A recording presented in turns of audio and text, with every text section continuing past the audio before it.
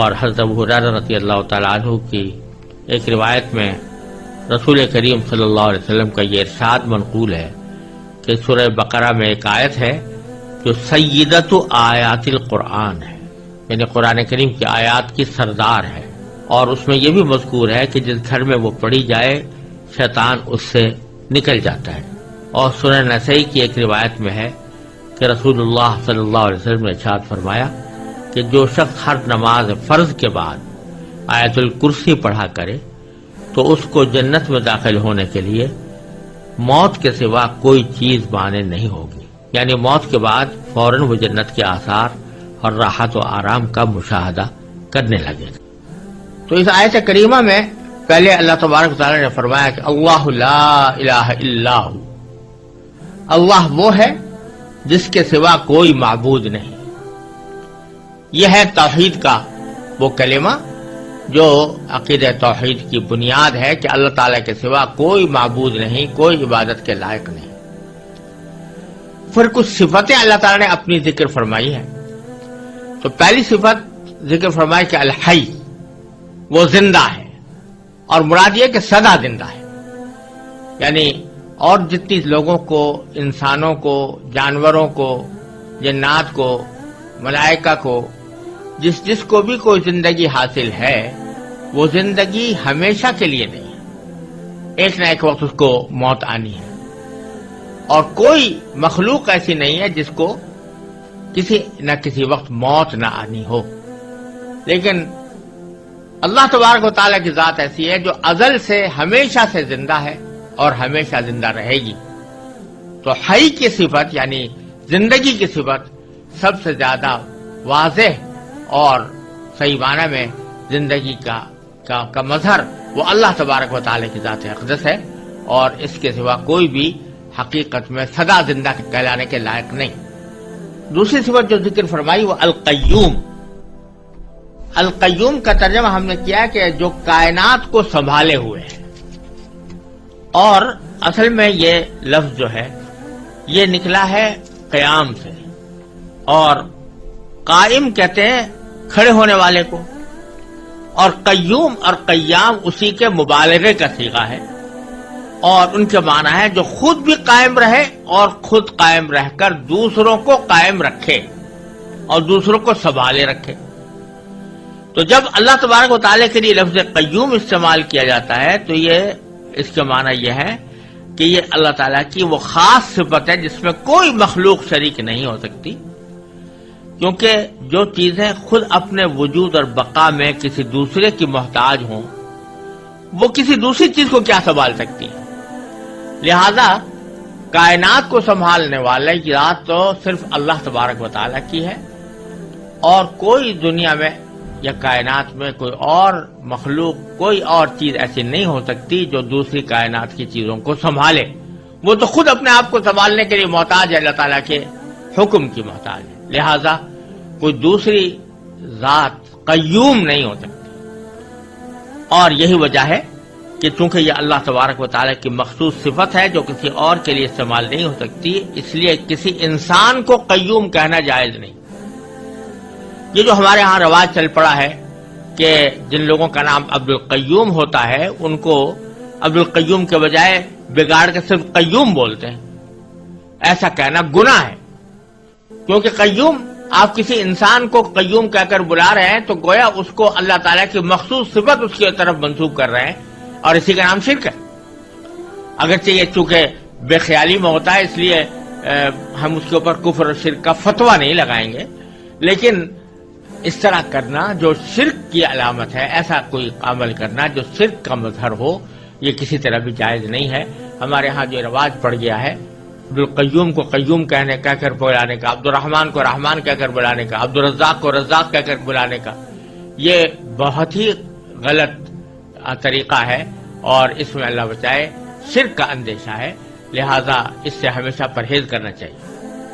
پھر اللہ تعالیٰ نے فرمایا کہ لا تاخذہ سنۃ ولا نوم، اللہ تبارک و تعالیٰ کو نہ کبھی اونگ لگتی ہے اور نہ نیند، یعنی کہا یہ جا رہا ہے کہ زندہ تو ہے لیکن تم اپنی طرح کی زندگی پر قیاس نہ کرنا، کہ جیسی تمہاری زندگی ہے کہ اس زندگی میں تم محتاج ہو اس بات کے کہ کبھی نہ کبھی تمہارے اوپر موت جیسی نیند طاری ہو. اگر وہ نیند نہ آئے تو تم پریشان ہو جاتے ہو اور تم تھک جاتے ہو. لیکن اللہ تبارک و تعالی ان تمام چیزوں سے بے نیاز ہے. نہ اس کو اونگ لگتی ہے. سنہ کہتے ہیں ابتدائی نیند کا جو ابتدائی حصہ ہوتا ہے جس کو اردو میں اونگ سے تعبیر کر سکتے ہیں اس کو سنہ کہا جاتا ہے. اور نوم باقاعدہ پوری نیند کو کہتے ہیں. تو اللہ تعالیٰ کو نہ اونگ لگتی ہے اور نہ نیند. پھر فرمایا کہ لہو ما فی السماوات و ما فی الارض، اسی کے لیے ہے جو کچھ ہے آسمانوں میں اور جو کچھ ہے زمین میں. یعنی زمین و آسمان کے درمیان جتنی چیزیں ہیں، زمین و آسمان کے اندر جتنی چیزیں ہیں، وہ ساری کی ساری اللہ تعالیٰ کی ملکیت ہیں. کوئی اور ان کی ملکیت میں اللہ تعالیٰ کا شریک نہیں. وہ خود مختار ہے، اس کے قبضہ قدرت میں سب کچھ ہے. جب یہ بات ہے تو اشارہ اس طرف ہے کہ جس شخص کی یا جس ذات کی قدرت میں اور اس کے احاطہ علم میں ساری کائنات ہو اور وہ جو چاہے کرنے پر قادر ہو، ساری کائنات کی چیزیں اس کی ملکیت ہوں، اس کو اپنا کاروبار خدائی چلانے کے لیے کسی شریک کی حاجت کیوں ہو؟ شریک کی حاجت تو اس کو ہوتی ہے کہ جو کسی نہ کسی جگہ حاجت مند ہوتا ہے تو اپنی حاجت پوری کرنے کے لیے وہ کسی کی مدد چاہتا ہے. اللہ تبارک و تعالیٰ کو اس کی کوئی ضرورت نہیں، ساری کائنات اس کی ملکیت ہے. پھر فرمایا کہ من ذا الذی یشفع عندہ الا باذنہ، کون ہے جو اس کی اجازت کے بغیر اس کے حضور کسی کی سفارش کر سکے. یعنی جو عقیدہ تھا کافروں کا کہ یہ بت اور دیوتا یہ ہماری سفارش کریں گے اللہ تبارک و تعالیٰ کی بارگاہ میں، اس کی تردید ہو رہی ہے کہ اللہ تعالیٰ کے ہاں کوئی سفارش نہیں کر سکتا جب تک کہ اللہ ہی کی طرف سے اجازت نہ ہو. اللہ تبارک و تعالیٰ کی اجازت، یہ جو تمہارے دل میں تصور ہے کہ یہ دیوتا جو ہیں یہ خود اپنی مرضی سے اللہ تعالیٰ کے ہاں سفارش کر دیں گے اور اللہ تعالیٰ ان کی ناز برداری کرتے ہوئے ان کی سفارش قبول کر لیں گے، یہ خیال غلط ہے. اللہ تعالیٰ کے ہاں کوئی سفارش اللہ تعالیٰ کی اجازت کے بغیر نہیں کر سکتا. ہاں جن کو اللہ تعالیٰ خود ہی حکم دے دے، اجازت دے دے، جیسے پیغمبروں کو بعض مرتبہ اجازت دی جائے گی اور نبی کریم صلی اللہ علیہ وسلم کو شفاعت کا منصب عطا فرمایا جائے گا. تو یہ در حقیقت اللہ تبارک و تعالیٰ ہی کی طرف سے ایک انداز کرم ہے اپنے بندوں کے اوپر کہ اس انداز کرم کے تحت اللہ تبارک و تعالیٰ نے کسی کو بندوں کی سفارش کی اجازت عطا فرماتی، اس کے تحت وہ سفارش کرتے ہیں. ایسا نہیں ہے کہ اللہ تبارک و تعالیٰ کو تو پتہ نہیں تھا کہ یہ شخص آیا قابل معافی ہے یا نہیں ہے، یہ جنت کے لائق ہے یا نہیں ہے، اور پیغمبر کے کہنے سے اللہ تبارک و تعالیٰ نے اس کو جنت میں داخل کر دیا اور اس کی مغفرت کر دی. بلکہ اللہ تعالیٰ کے علم ازلی میں ہے ہر شخص کے بارے میں کہ کون شخص جنتی ہے، کون شخص اللہ تبارک و تعالیٰ کے ہاں مقبول اور مقرب ہے، اور کس کی مغفرت کرنی ہے اللہ تعالیٰ خوب جانتے ہیں. لیکن ایک انداز کرم ہے کہ براہ راست وہ مغفرت اور رحمت کا معاملہ کرنے کے بجائے اس کو نبی کریم صلی اللہ علیہ وسلم کی یا کسی اور پیغمبر کی شفاعت پر موقوف کر دیا کہ یہ سفارش کریں گے تو ہم یہ کرم فرما دیں گے. تو سفارش کرنے والے کا بھی اعزاز ہے، اس میں سفارش کرنے والے کا بھی اکرام ہے، اور ساتھ ہی جس شخص کے ساتھ معاملہ ہو رہا ہے اس کو نبی کریم صلی اللہ علیہ وسلم اور دوسرے پیغمبروں کے ساتھ محبت اور الفت اور تعلق خاطر کا بھی پیدا کرنے کا ایک ذریعہ ہے. لیکن یہ وہ شفاعت نہیں ہے جو دیوتاؤں کی سفارش کا عقیدہ جاہلیت کے اندر تھا کہ یہ لوگ اللہ کی مرضی کے برالرغم بھی سفارش کر دیں گے اور وہ سفارش اللہ کے ہاں مقبول ہوگی. تو فرماتے ہیں کہ کون ہے جو اللہ تعالیٰ کے ہاں حضور سفارش کر سکے مگر اس کی اجازت سے. یعلم ما بین ایدیہم وما خلفہم، اللہ تعالیٰ جانتا ہے بندوں کے تمام آگے پیچھے کے حالات، بندوں کے تمام آگے پیچھے کے حالات جانتا ہے. یہ بات اس سیاق میں اسی معنی میں بظاہر کہی جا رہی ہے کہ سفارش عموماً اس موقع پر ہوتی ہے دنیا میں کہ مثلا ایک صاحب اقتدار ہے، اس کو کسی کے حالات کا علم نہیں ہے، پتہ نہیں ہے کہ یہ آدمی نیک ہے یا اچھا ہے، یا اس کی مدد کرنی چاہیے، یا اس کو کوئی اچھا منصب دینا چاہیے، کوئی عہدہ دینا چاہیے، اس کو تو پتہ نہیں ہے. اب اس کا کوئی مقرب شخص آ کر اس کے پاس کہتا ہے کہ میں فلاں بندے کی سفارش کرتا ہوں کیونکہ یہ میری نظر میں اچھا آدمی ہے اور اس میں عہدے کی صلاحیت رکھتا ہے، تو وہ اس کے کہنے کی بنیاد پر جانتا ہے، علم اس کو اس سے حاصل ہوتا ہے، خود اس کا علم کچھ نہیں ہوتا. لیکن تو سفارش کی ضرورت ایسے موقع پر پیش آتی ہے. اس کو تو دھیان تھا نہیں اصل آدمی کو، لیکن کسی نے سفارش کے ذریعے اس کو متوجہ کر دیا، سفارش کے ذریعے اس کو علم دے دیا کہ یہ آدمی مستحق ہے. لیکن اللہ جل جلالہ چونکہ یعلم ما بین ایدیہم وما خلفہم، انسانوں کے تمام آگے پیچھے کے حالات کو خوب جانتا ہے، اس واسطے اس کو کسی کی سفارش کی حاجت ہی نہیں ہے کہ اس کو فیصلہ کرنے کے لیے کسی آدمی کی سفارش کی ضرورت ہو کہ وہ بتائے کہ فلاں آدمی مستحق ہے فلاں غیر مستحق ہے. تو ایک طرف تو اللہ تبارک و تعالیٰ کا علم یہ ہے کہ ما بین ایدیہم وما خلفہم، اللہ تعالیٰ ان کے آگے پیچھے کے حالات کو خوب جانتا ہے. ولا یحیطون بشیء من علمہ الا بما شاء، اور لوگ اس کے علم کی کوئی بات اپنے علم کے دائرے میں نہیں لا سکتے سوائے اس بات کے جسے وہ خود چاہے. یعنی ایک طرف اللہ تعالیٰ تو تمام مخلوقات کی ہر بات سے واقف ہے، لیکن کوئی مخلوق یا کوئی انسان یا جن اس بات کا دعویٰ نہیں کر سکتے کہ وہ اللہ تبارک و تعالیٰ کا جو علم ہے اس سے واقف ہے، بلکہ اللہ تعالیٰ کے علم کا کوئی احاطہ نہیں کر سکتا. ہاں البتہ جتنا علم اللہ تعالیٰ کسی کو دینا چاہتا ہے اتنا وہ عطا فرما دیتا ہے. تو اس سے ایک طرف اس بات کی نفی ہوئی کہ کوئی بھی مخلوق عبادت کے لائق نہیں ہے، ایک تو اس بات کی نفی ہوئی. دوسرے اس بات کی نفی ہوئی کہ بعض لوگ انسانوں کی طرف ایسے علم کی نسبت کر دیتے ہیں جو اللہ تعالیٰ کی خاص صفت ہے. علم غیب اللہ تعالیٰ کی خاص صفت ہے، اس کو انسانوں کی طرف منسوب کر دیتے ہیں.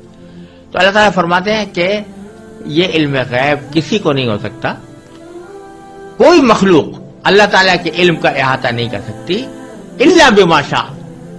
ہاں جتنا اللہ تعالیٰ دینا چاہتا ہے وہ دے دیتا ہے. تو اپنے انبیاء کرام کو غیب کی باتوں میں سے جتنی باتیں اللہ تبارک و تعالیٰ دینا چاہتے ہیں وہ اپنے انبیاء کرام کو عطا فرما دیتے ہیں. ذالک من انباء الغیب نوحیہ الیک، فرمایا قرآن کریم میں کہ غیب کی خبریں ہیں جو ہم آپ کو وحی کے ذریعے بتا رہے ہیں. تو اللہ تبارک و تعالیٰ یہ غیب کی خبریں اپنے انبیاء کو عطا فرماتے ہیں جتنی چاہتے ہیں. اور حضور نبی کریم صلی اللہ علیہ وسلم کو ایسی بے شمار خبریں اللہ تعالیٰ نے عطا فرمائی، اور اللہ تعالیٰ نے اپنے فضل و کرم سے اتنا علم چاہا وہ نبی کریم صلی اللہ علیہ وسلم کو عطا فرمایا. لیکن یہ بات واضح ہے کہ وہ اللہ تعالیٰ کے علم کے مقابلے میں کسی بھی مخلوق کا علم کوئی نسبت نہیں رکھتا. اور دوسرا یہ کہ اللہ تعالیٰ ہی جس کو چاہتا ہے جتنا چاہتا ہے علم عطا فرماتا ہے. کوئی شخص یا کوئی ذات یا کوئی مخلوق اپنے طور پر کوئی علم حاصل نہیں کر سکتا. پھر فرمایا وسع کرسیہ السماوات والارض، اللہ تعالیٰ کی کرسی آسمانوں اور زمین کو کی وسعت رکھتی ہے، یعنی سارے آسمان اور سارے زمین کو اس نے گھیرا ہوا ہے. یہ کرسی کیا چیز ہے اس کی حقیقت تو اللہ تبارک و تعالیٰ ہی بہتر جانتے ہیں. یہاں تو اتنی بات فرمائی ہے کہ سارے آسمان اور زمین کو اس نے گھیرا ہوا ہے، اور چونکہ اللہ تبارک و تعالیٰ اٹھنے بیٹھنے کی جو صفات ہوتی ہیں مخلوق کی اس سے بے نیاز ہے، اور نہ کسی جگہ کے محتاج ہے، نہ کسی بیٹھنے کے آلے کے محتاج ہیں، لہذا اس کرسی کے وہ معنی تو ہو نہیں سکتے جو دنیا کے اندر معنی ہوتے ہیں کہ آدمی اس کے اوپر بیٹھتا ہے. تو اس کا حقیقی کیفیت کیا ہے اس کرسی کی اور اس کی کنہ کیا ہے، اس کا ادراک در حقیقت انسانی عقل سے بالا تر ہے. اس لیے ہم اس کے بارے میں کوئی تفصیل نہ جان سکتے ہیں نہ بیان کرتے ہیں. البتہ مستند روایات حدیث سے اتنا معلوم ہوتا ہے کہ عرش اور کرسی دونوں بہت عظیم الشان جسم ہیں جو تمام آسمان اور زمین سے بدر جہاں بڑے ہیں. اب ان کی کیفیت کیا ہے اور کیا ان کی شکل اور حیات کیا ہے، یہ جاننے کا ہمارے پاس کوئی راستہ نہیں.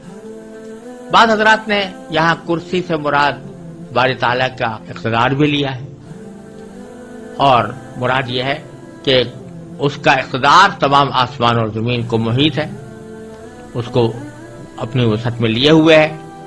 تو یہ معنی بھی کچھ بعید نہیں ہے، لیکن روایات سے معلوم ہوتا ہے کہ کرسی بتاتے خود ایک جسم ہے.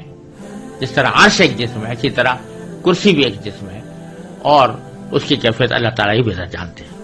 وَلَا يَئُودُهُ حِفْظُهُمَا، اور فرمایا کہ ان دونوں کی نگہبانی سے اسے ذرا بھی بوجھ نہیں ہوتا. لا یعودہ، عاد یعود عودن کے معنی ہے کسی کو بوجھل بنا دینا. تو حفظہما یعنی ان دونوں چیزوں کی نگرانی، نگہبانی، آسمان اور زمین کی نگہبانی، وہ اللہ تعالیٰ کو ذرہ برابر بھی بوجھل نہیں بناتی. یعنی اس کی حفاظت اور نگرانی سے اللہ تعالیٰ کو کوئی تھکاوٹ نہیں ہوتی، کوئی تعب نہیں ہوتا. وَهُوَ الْعَلِيُّ الْعَظِيمُ، اور وہی ذات، اللہ تعالیٰ کی ذات بڑی عالی مقام ہے. علی کے معنی عالی مقام، اور عظیم کے معنی صاحب عظمت.